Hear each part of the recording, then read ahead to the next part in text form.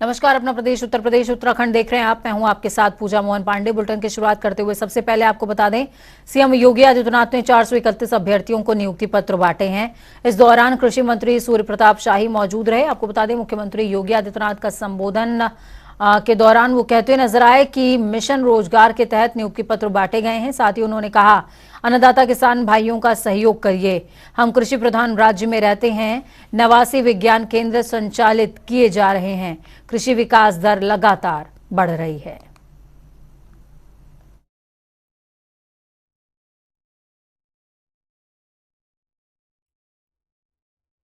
उनमें से 50% जिन पदों पर उत्तर प्रदेश लोक सेवा आयोग के द्वारा चयन की प्रक्रिया होनी थी,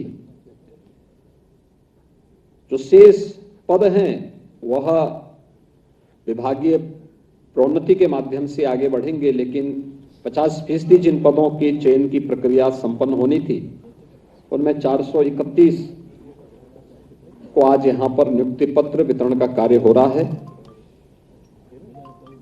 वास्तव में हम एक कृषि प्रधान देश में और उसके सबसे बड़े कृषि प्रधान प्रदेश में निवास कर रहे हैं। उत्तर प्रदेश में आज भी एक बड़ी आबादी की आजीविका का माध्यम खेती किसानी है। उत्तर प्रदेश की अत्यंत उर्वरा भूमि, पर्याप्त जल संसाधन उस प्रकार की संभावनाओं को भी आगे बढ़ाती है, और उन संभावनाओं को आगे बढ़ाने के लिए केंद्र और राज्य शासन मिलकर के अनेक प्रयास कर रही है। जैसे प्रदेश के अंदर इन संभावनाओं को आगे बढ़ाने के लिए कि अन्नदाता किसान को समय पे अच्छी तकनीक मिले, अच्छा बीज मिले, हम समय के अनुरूप अपने अन्नदाता किसानों को भी अपडेट कर सकें। इसके लिए प्रदेश में 6 कृषि विश्वविद्यालय स्थित हैं, जो केंद्र शासन और राज्य शासन के अधीन कार्य करते हुए प्रदेश के अंदर न केवल अच्छे कृषि स्नातक हम प्रदेश और देश को दे सकें, बल्कि अन्नदाता किसानों के सहयोग के लिए हम लोग अच्छे प्रशिक्षित टीम को उन तक पहुंचा सकें। इसके साथ ही प्रदेश में भारत सरकार के सहयोग से 89 कृषि विज्ञान केंद्र भी, जो छोटे जनपद हैं उनमें 1 और जो बड़े जनपद हैं उनमें 2,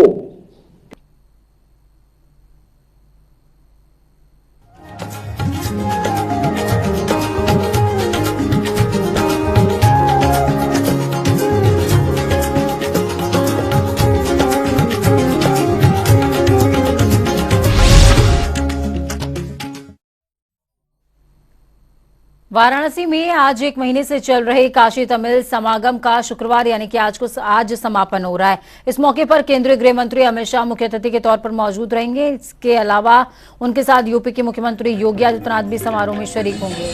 इसे लेकर वाराणसी प्रशासन ने तैयारियां पूरी कर ली हैं। शहर में सुरक्षा व्यवस्था सख्त कर दी गई है। गुरुवार की शाम को पुलिस ने इसे लेकर के फ्लीट रिहर्सल भी की थी। जानकारी के मुताबिक काशी तमिल समागम के समापन समारोह में शिक्षा मंत्री धर्मेंद्र प्रधान, संस्कृति मंत्री किशन रेड्डी और तमिलनाडु के राज्यपाल RN रवि भी शामिल होने वाले हैं। और बनारस हिंदू विश्वविद्यालय में होने वाले इस समारोह में अमित शाह जनसभा को भी संबोधित करेंगे।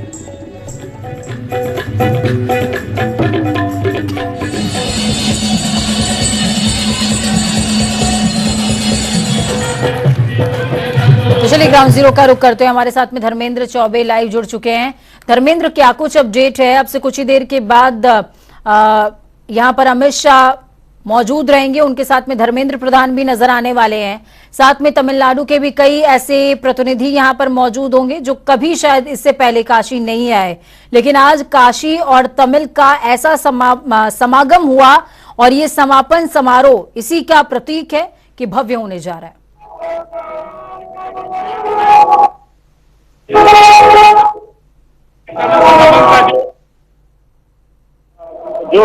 प्रदर्शनी है वो लगाई गई है हथकरघा की ministry of textile, ministry of broadcast, Tamil Nadu handloom, तमाम ऐसी चीजें हैं जो लगाई गई है। और पूरी तरह से ये प्रदर्शनी और यहाँ पे ये जनसभा का स्थान है, यहाँ पे पब्लिक आ चुकी है और पब्लिक की पूरी तैयारियां हैं। यहाँ कुछ लोग आए हुए हैं तमिल संगमम में, जिनसे हम बात करने जा रहे हैं और बात करते हैं कि क्या आखिर तमिल संगमम में आज क्या खास होने वाला है।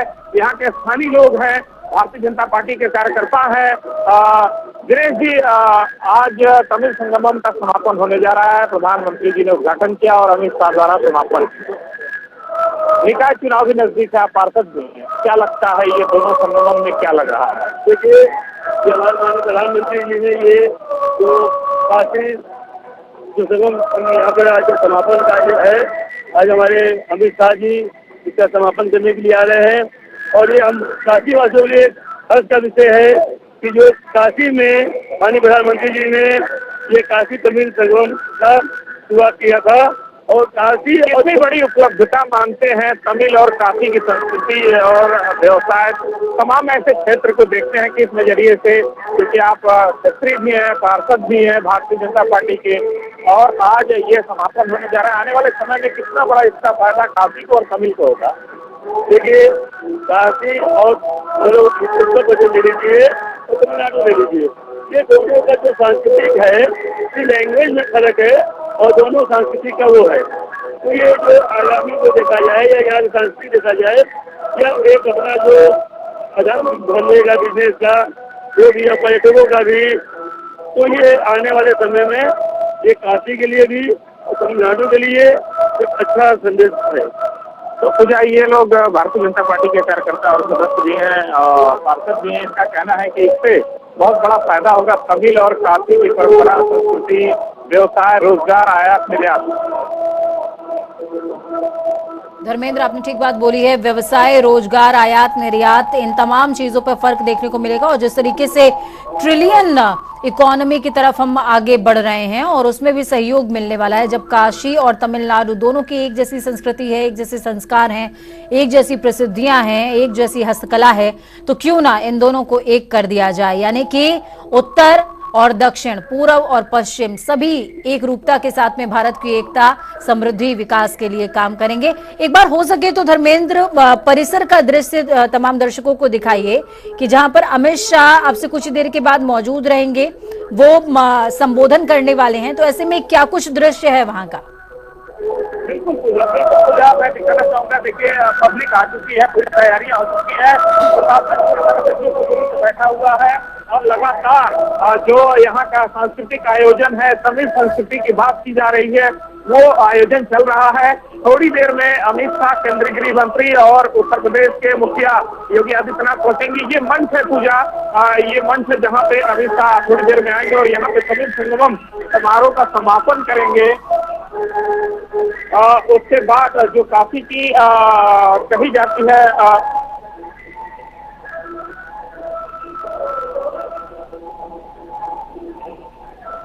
बिल्कुल, काशी की छठा चहुओर बिखरेगी, फिर चाहे वो दक्षिण हो या फिर उत्तर, हर दिशा में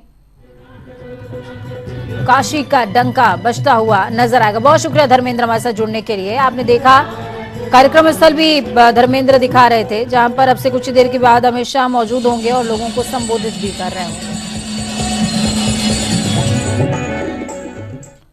इस बीच आपको बड़ी खबर अहम जानकारी दे रहे हैं। बड़ी खबर सामने आ रही है, लखनऊ से बड़ी खबर है। निकाय चुनावों की तारीखों पर रोक का मामला है। बीजेपी ने प्रत्याशी चयन की प्रक्रिया पर रोक लगा दी है। हाईकोर्ट के आदेश के बाद चयन प्रक्रिया आगे बढ़ेगी। 20 दिसंबर को ओबीसी आरक्षण मामले में सुनवाई होनी है। तो बड़ी अपडेट है ये। 20 दिसंबर को ओबीसी आरक्षण मामले में सुनवाई और सुनवाई के बाद ही तय होगा कि आखिरकार हर दल की तरफ से प्रत्याशी कौन होगा। फिलहाल बीजेपी ने प्रत्याशी चयन की जो प्रक्रिया है उस पर अल्प विराम जरूर लगा दिया है। अनूप जुड़ गए हमारे साथ में फोन लाइन पर। अनूप, क्या कुछ अपडेट है ग्राउंड जीरो से? देखिए, निकाय चुनावों की तारीखों को लेकर के रोक पहले से ही हाईकोर्ट ने लगा रखी थी, लेकिन अब बीजेपी की तरफ से बड़ा अपडेट इसमें ये कि प्रत्याशी के चयन पे भी अब उन्होंने अल्प विराम तो लगा ही दिया है। और देखिए, नगर निकाय चुनाव को लेकर हाईकोर्ट के तारीखों के रोक के बाद पार्टी कार्यालयों पे जो भीड़ लग रही थी प्रत्याशियों को टिकट लेने वालों की, उसमें बहुत बड़ी कमी आई है। और यही वजह है कि भारतीय जनता पार्टी ने स्कैनिंग जो कमेटी थी उसको स्थगित कर दिया है। जो प्रत्याशी वहां पर आ रहे थे उसको भी रोक लगा दी गई है। जो अभी तक आवेदन 16 दिसंबर तक लिए गए थे, उसके बाद कोई आवेदन नहीं लिए गए हैं प्रत्याशियों के। निश्चित रूप से जिस तरीके से हाईकोर्ट ने संज्ञान लिया है और समाजवादी पार्टी की तरफ से एक याचिका दायर हुई थी, समाजवादी पार्टी ने विरोध भी किया था। जिस तरीके से सुप्रीम कोर्ट के आरक्षण को लेकर निर्देश दिए थे उसकी अवहेलना की गई है, उसके हिसाब से आरक्षण की सूची नहीं तैयार की गई है। अब हाईकोर्ट जब 20 तारीख को सुनवाई करेगा और उसके बाद जो भी दिशा निर्देश हाईकोर्ट देगा कि जो लिस्ट बनी थी आरक्षण को लेकर उसमें कुछ सुधार की जरूरत है या फिर जस की तस रहेगी, ये सब चीजों को लेकर के जो उत्तर प्रदेश सरकार की तरफ से हाईकोर्ट ने एक शपथ पत्र मांगा था कि किस तरीके से आधार पर ये आरक्षण की सूची बनाई गई है। इन सब चीजों को लेकर के 20 तारीख को उत्तर प्रदेश सरकार की तरफ से अपना पक्ष सरकार रखेगी, उसके बाद हाईकोर्ट का डिसीजन आएगा। लेकिन तब तक जो पॉलिटिकल पार्टियां हैं, जहां पर एक लंबी कतार लगना शुरू हो चुकी थी प्रत्याशियों को लेकर के, टिकट की दावेदारी चल रही थी, उस पर कहीं न कहीं विराम लग चुका है। अब जब नई वो लिस्ट जब आती है उसी हिसाब से पार्टी भी अपने प्रत्याशी को खोजबीन शुरू करेंगी, क्योंकि हर पार्टी को जिताऊ प्रत्याशी की तलाश जरूर होगी। पूजा, बिल्कुल, बहुत शुक्रिया अनूप हमारे साथ जुड़ने के लिए, अहम जानकारी ग्राउंड जीरो से साझा करने के लिए। हर दल को तलाश है जिताऊ उम्मीदवार की, लेकिन फिलहाल के लिए बीजेपी ने अल्पविराम इस प्रक्रिया में जरूर लगा दिया है। तो वहीं राजधानी लखनऊ में पठान मूवी का विरोध शुरू हो गया है और इसी क्रम में शाहरुख और दीपिका पादुकोण के बायकॉट की मांग भी तेज हो गई है। इस मूवी का विरोध करते हुए करणी सेना ने शाहरुख का पुतला फूका और कहा कि थिएटर में अगर ये मूवी लगी तो आग लगा देंगे। इसके साथ ही पठान मूवी को बैन करने की मांग भी तेज हो गई है।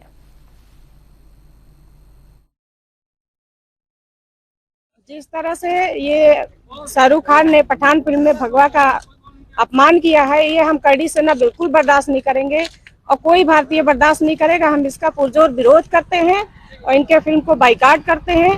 भगवा हमारा रंग नहीं है, ये हमारे सनातन धर्म का प्रतीक है। हम पुरजोर इसका विरोध करते हैं और इस फिल्म को बिल्कुल बहिष्कार करते हैं। तो उत्तर प्रदेश सरकार स्वास्थ्य महकमे को लेकर कितना भी सजग क्यों ना हो जाए, लेकिन उनके डॉक्टर्स और अधिकारी उनकी मंशा पर पलीता लगाते नजर आते हैं। ताजनगरी में भी कुछ ऐसा ही हाल है। पिछले कुछ समय से ऐसा ही देखने को मिल रहा है। आगरा में G20 सम्मेलन होना है, उसको लेकर के भी तैयारियां चल रही हैं। तो वहीं स्वास्थ्य महकमा लगातार बदनामी के दागों से जूझता नजर आ रहा है। जनता टीवी से बात करते हुए CMO डॉक्टर अरुण श्रीवास्तव ने कहा कि शासन की मंशा के अनुरूप स्वास्थ्य महकमा लगातार मरीजों को हर संभव सुविधाएं देने का प्रयास कर रहा है। जिला अस्पताल की शिकायतों का भी निस्तारण किया जा रहा है।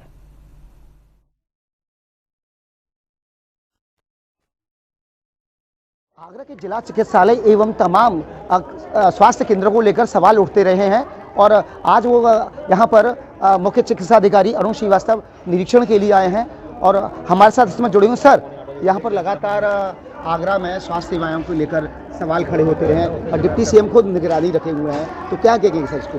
नहीं, लगातार प्रयास हो रहे हैं कि बेहतर हम लोग स्वास्थ्य सुविधाएं नीचे तक पहुंचाएं और इसमें थोड़ा सा अल्ट्रासाउंड को लेकर समस्याएं थी, उसको हम लोग उसका भी निराकरण कर रहे हैं। जो स्थानीय स्तर पर जो भी संभावनाएं हैं उसको हम लोग पूरा करेंगे और जो भी दिक्कतें आ रही हैं शासन से मदद मिल रही है और हम लोग उसको पूरा भी कर रहे हैं, शासन को इन्फॉर्म भी कर रहे हैं, बात भी कर रहे हैं। पूरा प्रयास यही है कि हम लोग अपनी सेवाओं को अच्छे ढंग से और आगरा की जनता को अपनी पूरी सेवाएं दे पाएंगे। सर, आगरा के डिस्ट्रिक्ट हॉस्पिटल बाहर से भी बहुत लोग आते हैं। जो अल्ट्रासाउंड है और हड्डी के जो डॉक्टर्स हैं वो पिछले 15 दिन से लगभग नहीं है, लोगों को बहुत परेशानी हो रही है, तो उसको लेकर सर क्या कहेंगे? बात हुई है मेरी जी महोदय से, उन्होंने बताया भी है। स्थानीय स्तर पर जो हम लोग के पास उपलब्धता है उस पर हम लोग तत्काल करते हुए अपने चिकित्सकों को यहाँ पे अटैच कर रहे हैं और जिससे कि जो भी अभी फौरी तौर पे जो भी इस तरह की समस्या है उनका निराकरण हो जाए। परमानेंट निराकरण के लिए बात हो रही है और जैसे ही भी उपलब्धता होगी चिकित्सकों की यहाँ पोस्टिंग भी है। सर, देखने में है कि आगरा में कुत्तों का आतंक बहुत ज़्यादा है और एक बच्चे की भी बहुत मौत हुई है, तो उसको लेकर सर किस तरीके का? देखिए, जो कुत्तों को लेकर सबसे पहली बात बाघ का जो इशू आया है उसमें भी यही हुआ है कि उस गांव में कुत्ते ने जिन को काटा ARV उस बच्ची को छोड़कर बाकी सबने लगा लिया और बच्ची ने अपने को छुपाया या उनके परिवार वालों ने प्रिकॉशन ले लिया। जहाँ तक कि उपलब्धता की बात है कि हमारे यहाँ ARV पूरी तरह से उपलब्ध है और अब उसकी में कोई भी दिक्कत नहीं आ रही है। नगर निगम द्वारा भी इसमें प्रयास किए जा रहे हैं कि जो भी इनका बंध्याकरण का प्रोसेस है उसका भी प्रोसेस हो रहा है। तो निश्चित तौर पे कि बाकी लोग जो हमारे नागरिक उनसे भी अनुरोध है कि इस तरह के जो भी डॉग्स अपने यहाँ हैं उनको भी देखते हुए अगर वो लोग भी एंटी रेबीज़ अपने यहाँ लगा लें उनको तो ज़्यादा सुविधा रहेगी। और यहाँ पे जो और जो पशु जहाँ पे लोग रखते हैं वो उनके द्वारा सेवाएं भी दी जा रही हैं, उनके द्वारा भी इनका वैक्सीनेशन कराया जा रहा है। आप सीमो साहब, आगरा में G20 सम्मेलन होना है, DM साहब लगातार सक्रिय दिखाई दे रहे हैं, ऐसे में ताजमहल और जो मोनूमेंट्स है वहाँ पर बंदरों का बहुत आतंक है, इसको लेकर सर क्या कहेंगे? देखिए, बंदरों के आतंक के लिए स्वास्थ्य विभाग में हम लोग तो उपचार वाला पक्ष देखते हैं और बाकी प्रशासनिक स्तर पर इस पर काफ़ी कार्य हो रहा है। नगर निगम द्वारा इसमें जैसा कि आपके पत्राचार के माध्यम से मैंने भी देखा कि उनको पकड़ने का भी प्रबंध किया जा रहा है। तो निश्चित तौर पे G20 पे हम लोग जो स्वागत के लिए हमारे जो विदेशों से हमारे अतिथि आएंगे उसकी हम अपने पूरे प्रदेश की और अपने देश की अच्छी छवि रखना चाहेंगे और उसके लिए हम लोग पूरी तरह प्रयास करते हैं। DM साहब ने कल देहात का भी निरीक्षण किया, कुछ कमियां पाई हैं स्वास्थ्य विभाग को लेकर भी उन्होंने टिप्पणी की और निर्देश दिए। बिल्कुल, अब हमें कल जिलाधिकारी महोदय द्वारा भ्रमण किया गया, वहाँ पे उनके द्वारा जो निर्माण कार्य हो रहा है उसमें जाँच की बात की गई है। वो NBCC द्वारा केंद्रीय संस्था है उसको द्वारा कराया जा रहा है, उसकी हम लोग जो भी उनके द्वारा निर्देश दिया कराया जाएगा। इसके अतिरिक्त वहाँ पे पोस्टमार्टम हाउस का एक निर्माण कार्य होना है, वहाँ से उसकी टेक्निकली स्वीकृति मिल गई है, लेकिन अभी जो हमारी वित्तीय स्वीकृति नहीं प्राप्त हुई है जिसके कारण वो बाधित है, उसके भी निराकरण के लिए शासन से मैंने बात की है। इसके अतिरिक्त वहाँ पे सिजेरियन ऑपरेशंस को हम लोग अच्छे ढंग से कर पाएँ उसके लिए भी उनके द्वारा निर्देश दिया गया है और वहाँ के चिकित्सक अभी इसी महीने नियुक्त भी हो गए हैं और बहुत शीघ्र ही वहाँ पे हम लोग सिजेरियन ऑपरेशन आरंभ। डॉक्टर साहब, एक आखिरी सवाल कि देहात में देखने में आया कि अब लाइट होती है और वहाँ पर लाइट ना होते हुए कि जो ऑपरेशंस देखने में आए हैं CSC केंद्रों पर कुछ छोटे छोटे ऑपरेशन होते हैं वहाँ पर काफ़ी लापरवाही देखने को मिलती है, अंधेरे में उनको ऑपरेट किया जाता है। बिल्कुल नहीं, हर जगह सारे OT और हमारे जितने भी लेबर रूम हैं सब जगह कम से कम इन्वर्टर हर जगह उपलब्ध है, जनरेटर की भी उपलब्धता है।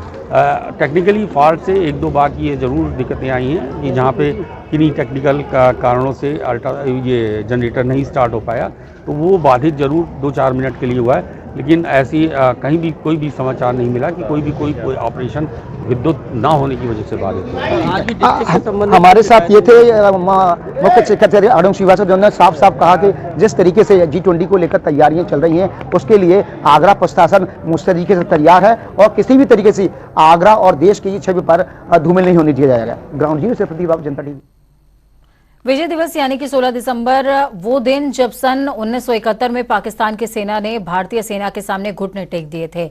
आज का दिन भारत के जाबाज सैनिकों के शौर्य को याद करने का दिन है। 16 दिसंबर 1971 को युद्ध में पाकिस्तान के लगभग 93,000 जवानों ने भारत के सामने सरेंडर किया था, जिसका नतीजा हुआ कि नया देश बांग्लादेश बना। इसी ऐतिहासिक दिन की याद में राजधानी देहरादून में विजय दिवस कार्यक्रम में जहां CM धामी शामिल हुए तो वहीं हल्द्वानी के शहीद पार्क में शहीदों को श्रद्धांजलि देने के लिए कार्यक्रम का आयोजन किया गया। साथ ही ऐसी तस्वीरें सूबे के बागेश्वर सहित कई अन्य क्षेत्रों से भी सामने आई हैं। 3 तस्वीरें आपको दिखा रहे हैं देहरादून, बागेश्वर और हल्द्वानी की।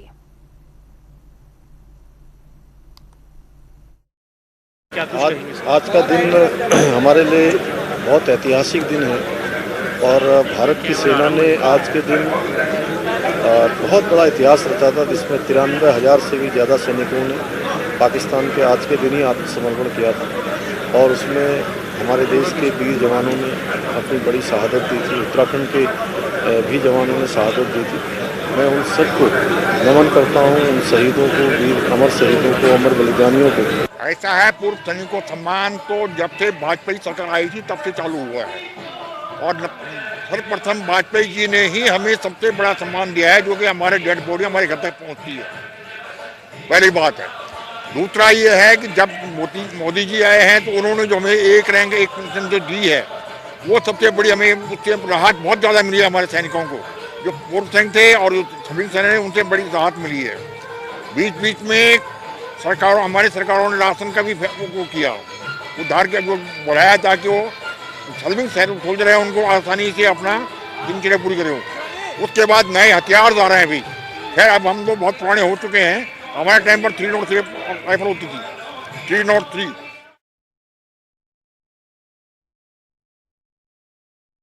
पैंसठ के युद्ध में हम भी तो 65 का युद्ध हुआ था, तो हम जंगल में युद्ध के लिए गए थे, तो वहाँ युद्ध किया हमने कुश्ती के पोस्ट में, और बहुत अच्छी तरीके से वहाँ पर हमारी जीत हुई। और उसमें हमको जाकर सबसे पहले जो गोली आई जो कि मेरे सीने से टकरा के गई, उसने मेरे को बहुत परेशान किया। वहीं सचिवालय में महत्वपूर्ण बैठक के बाद मुख्यमंत्री पुष्कर सिंह धामी ने मीडिया से बातचीत करते हुए बताया कि जो भी भर्तियां हुई थीं उनमें जहां जहां भी कमी आई है उन पर तत्काल कार्रवाई हुई है और कठोरतम कार्रवाई हुई है। भविष्य में गलतियां ना हो इसके लिए हम ठोस रणनीति पर काम कर रहे हैं, उसके लिए उपाय कर रहे हैं और पारदर्शिता से भर्तियां हो, क्योंकि सबसे बड़ी कोई पूंजी होती है तो वो होती है शिक्षा।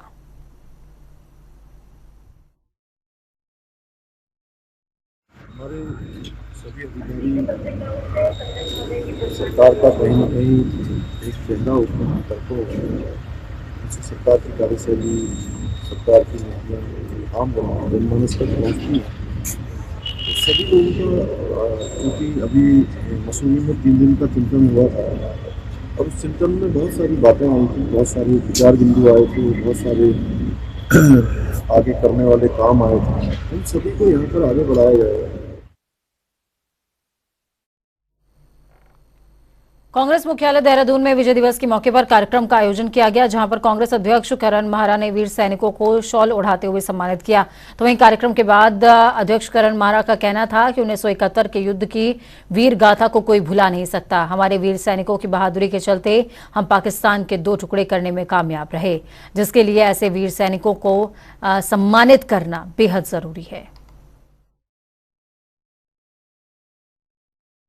आज के दिन हम अपने स्वर्गीय प्रधानमंत्री इंदिरा गांधी जी को और फील्ड मार्शल मानेकशॉ को बहुत याद करते हैं, जिनकी साहस, जिनकी प्रेरणा, जिनकी दूरदर्शिता और जिनकी प्लानिंग के तहत पाकिस्तान के 2 टुकड़े करने में भारत कामयाब रहा, बांग्लादेश का गठन हुआ और दुनिया का सबसे बड़ा सरेंडर, दुनिया की सबसे बड़ी जीत के रूप में हम 71 की लड़ाई को देखते हैं। भारत के वीर सैनिकों ने 93,000 पाकिस्तानी सैनिकों को सरेंडर करने पर मजबूर किया था और ये दुनिया की सबसे बड़ी जीत के रूप में देखा गया। आज अपने भारत के उन वीर सैनिकों को, उन वीर योद्धाओं।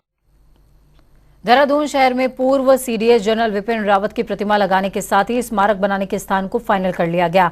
परेड ग्राउंड के करीबन चयनित स्थल का सैनिक कल्याण मंत्री गणेश जोशी ने अधिकारियों के साथ निरीक्षण किया। साथ ही 16 मार्च को दिवंगत सीडीएस जनरल विपिन रावत की जयंती के मौके पर प्रतिमा का अनावरण करने और स्मारक का लोकार्पण करने का ऐलान भी किया है। देखिए, जनरल विपिन रावत हमारे देश के गौरव थे, देश के बड़े सीडीएस थे, हमारे उत्तराखंड से थे और जहाँ वो देश के बारे में सोचते थे, उत्तराखंड के बारे में बहुत सोचते थे। मेरे अच्छे मित्र थे, मैं लगातार जब दिल्ली आता था उनसे मिलता था। अचानक एक दुर्घटना में छोड़कर चले गए। उनके नाम पर एक स्मारक हम यहाँ पर बना रहे हैं। आज जगह का चयन हमने यहाँ पर कर लिया है और 16 मार्च को उनकी जयंती के दिन हम उसका लोकार्पण करेंगे। वही उस महान सेनानी को हमारी श्रद्धांजलि होगी, हमारा नमन होगा। इसलिए मैं आज मौके पर आया हूँ और बहुत सुंदर जगह हमें यहाँ पर मिली है। वक्त यहाँ पर छोटे से ब्रेक के उस पार खबरों का सफर लगातार जारी रहेगा। बने रहिए जनता टीवी के साथ, क्योंकि हमें आपकी ताकत, अपना और अपनों का बहुत ख्याल रखिए। नमस्कार।